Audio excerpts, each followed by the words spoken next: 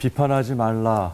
이 주제를 준비하면서 뉴스를 탁 키니까 다 비판 소리예요. 신문을 폈더니 또 거의가 뭐 비판의 소리입니다. 좌우의 비판, 또 남북의 비판, 노사의 비판.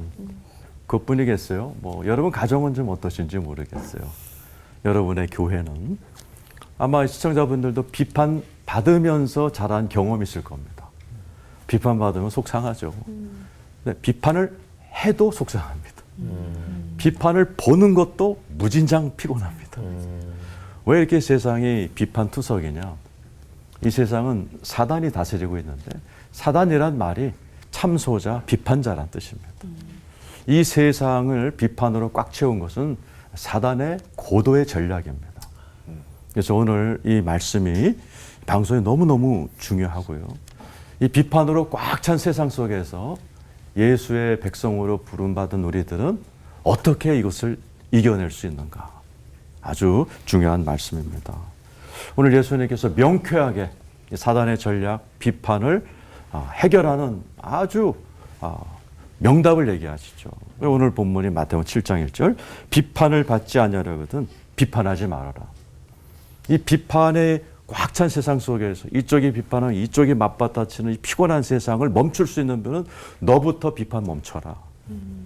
그럼 그 비판의 사슬이 멈춰진다. 한 사람 한 사람이 거기다 더 나아가 네 눈에 들보부터 빼라.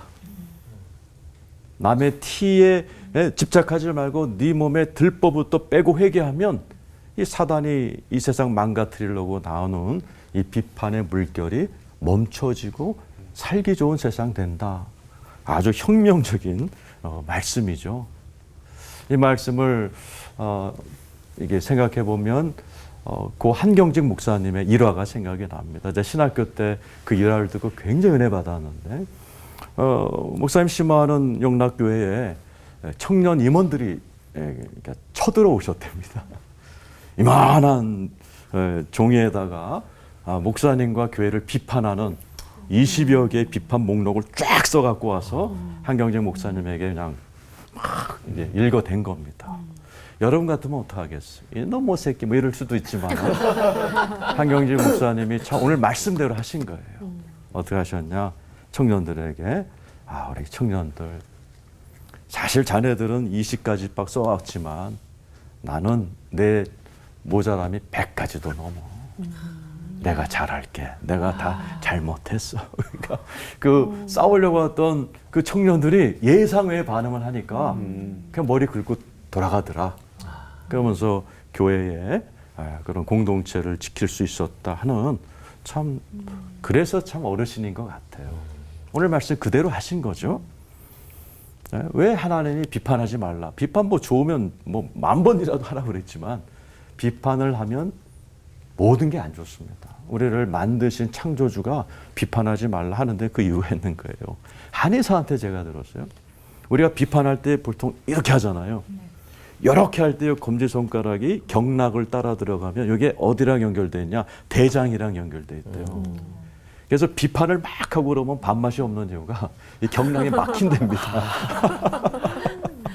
뭐 그것보다도 비판하면 인간관계가 깨집니다. 비판이란 말이 헬라어로 크리노인데 나눠짐이란 뜻입니다. 분열이란 뜻이에요. 사실 뭐 비판 왜 합니까? 좀 우리 가정 좀 좋게 하려고 남편이 아내한테 막 포보대는데 좋아지기는커녕 깨지는 경우가 대부분입니다. 교회에서도 이렇게 들고 와가지고 뭐 목사님 교회를 갱신하기 위해서 막 비판하지만 좋아지기는커녕 교회가 깨지는 경우가 허다합니다. 그래서 성경에 보면 산상수훈에 우리 예수님께서 팔복을 얘기하시고 하나님의 백성은 심령이 가난하여 주님 의지해야 되고 애통하며 자기의 죄를 회개해야 되고 쭉 하시면서 원수 갚지 말라, 형제에게 노하지 말라, 그리고 비판하지 말라거든요. 이 말은 우리를 원수 갚을 능력을 주지 않으셨다는 얘기입니다. 보세요. 원수 갚으려다가 지금 감옥 간 사람 대부분입니다. 사람들은 원수를 능숙하게 영화처럼 갚지 못합니다. 그건 영화 속의 얘기죠. 원수 갚으려다 자기가 감옥 간 사람, 인생 망친 분이 대부분이에요. 비판도 마찬가지예요. 비판을 멋지게 한다? 이거 굉장히 어려운 겁니다. 비판하려다가 자기도 망치고 가정도 망치고 교회도 망친 분이 많죠. 그 어떻게 해야 됩니까? 우리 주님이 들보 얘기를 하시는 거예요. 남의 눈에 티 뽑지 말고 네 눈에 들보부터 뽑아. 이건 대단한 해결책이라고 볼 수 있죠. 왜냐하면 우리 인간은 죄인들이기 때문에요. 남의 눈에 티 보는 선수들입니다. 우리가 아담이 그 선악과 보고 눈이 밝아졌기 때문에 뭐에 나쁜 거 보는 눈이 밝아진 거예요. 그때부터 남의 티는 크게 보이고 자기는 내로남불이 아주 그 타락한 본성이거든요. 온 세상이 다 그런 물결이에요. 아까 우리 찬양했지만 이 죄로 가득한 이 세상에서 우리 영혼이 위축된 우리의 연약함을 할 때 어떻게 이겨내죠? 전쟁은 이거 영적 전쟁입니다. 이 비판하느냐 안 하느냐 영적 전쟁이에요. 우리의 눈의 문제, 남의 거 크게 보이고 내 허물은 작게 보이는 이걸 해결하는 문제는 우리의 힘으로 안 됩니다. 아무리 결심해도 비판하지 말아야지 안 됩니다. 성령의 도움을 받아야 돼요. 성령은 칼빈이 성령님은 안경과 같다. 볼 걸 보는 안경이다 그랬어요. 성령을 받으면 진짜 남의 티보다 자기의 죄가 크게 보입니다. 성령님의 은혜를 받아야 됩니다. 오늘 이 말씀을 보시는 우리 시청자 여러분들부터 비판의 거센 물결을 이기시고 정말 빛과 소금처럼 이 세상을 따뜻한 세상, 훈훈한 세상으로 만들어가는 그런 우리 시청자 여러분 되시기를 축원합니다. 하나님 아버지 감사합니다. 비판으로 꽉 차버린 이 세상 속에서 하나님의 백성들이 해야 될 것은 비판을 멈추는 것, 그리고 남의 눈에 티를 지적하기보다 내 눈에 들보를 먼저 보는 것이다. 혁명적인 해결책을 주신 우리 예수님의 말씀 따라 성령님의 도움을 받아 나부터 비판을 멈추고 나부터 내 속에 있는 들보를 회개하는 우리 팔복의 산상수훈의 하나님의 백성들 다 되게 하여 주옵소서. 아멘. 예수님의 이름으로 축복하며 기도드리옵나이다. 아멘. 아멘. 의문점이 생기는 게 그러면은 기독교인은 비판하면 안 되는 건가? 막 정말 잘못하는 사람을 봐도 누구나 봐도 저 사람 되게 잘못 살고 있는데 해도 기독교인이라는 이유 때문에 비판하거나 뭐 판단해서는 안 되는 건지 그리고 따뜻하게 성경적으로 비판하는 건 어떻게 하는 건지 저는 일단 약간 생각보다는 말이 먼저 앞서는 것 같거든요. 그래서 비판하게 되는데 이런 걸 어떻게 고칠 수 있는지. 아주 중요한 질문이죠. 당연히 비판할 땐 비판해야죠. 사도 바울도 고린도 교인들 문제 많았잖아요. 편지를 쓰잖아요. 너 왜 마땅히 비판할 때 비판 안 하고 있냐. 사도 바울도 우리에게 비판할 때는 잘 해야 되지만 기준을 가르쳐 줬어요.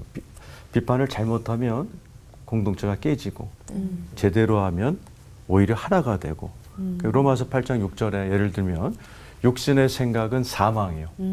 육신이란 말이 성질대로 하면이거든요. 자기 생각대로 입을 열어서 비판하면 사망, 깨져버린다. 조직이 죽는다는 얘기죠. 영의 생각은, 영으로 하는 비판은 생명, 오히려 공동체가 살아나고 평안해진다. 라는 것이죠. 성경에 보면은 그렇게 또 뭐 많이 나오죠. 베드로가 성령이 충만해서 그 헌금 속인 아나니아 삽비라 부부를 아주 무섭게 비판하죠. 그러고 났을 때 그 5장, 사도행 5장 끝부분에 뭐 교회가 막 부흥되는 역사가 일어납니다. 그래서 우리가 가정에서든 또 교회에서든 직장에서든 할 말은 해야죠. 그러나 내가 이게 지금 내 안에서 부글대는 것이 내가 하고자 하는 비판이 이게 육신에서 비롯된 거라면 참아야 되고 성령님이 주신 감동이라면 좋은 타이밍에 아까 따뜻한 분위기를 만들어서 그렇게 할 때 오히려 그 가정이 살아나고 교회가 살아나는 그런 성령님의 역사가 일어납니다. 그래서 따뜻한 비판, 성령님처럼 따뜻한 분이 없거든요. 내 생각이 성령으로 달궈졌을 때 또 내 안에서 부글대는 이 생각을 자꾸 한 번, 두 번, 세 번 걸러보고 기도해 봐야 돼. 이게 내 육신인가? 이게 내가 지금 내 성질머리인가? 아니면 내가 봐도 이거는 하나님의 음성 같다 할 때 오히려 담대하게 얘기했을 때 하나님이 다 그냥 해버리시는 오히려 교회가 막 좋아지는 경우가 저도 종종 경험하거든요. 그런 분별력은 좀 필요합니다. 비판하기 전에 성질을 좀 죽이도록 하겠습니다. 성질 대신 성령님의 도움. 네, 성질 대신 성령으로.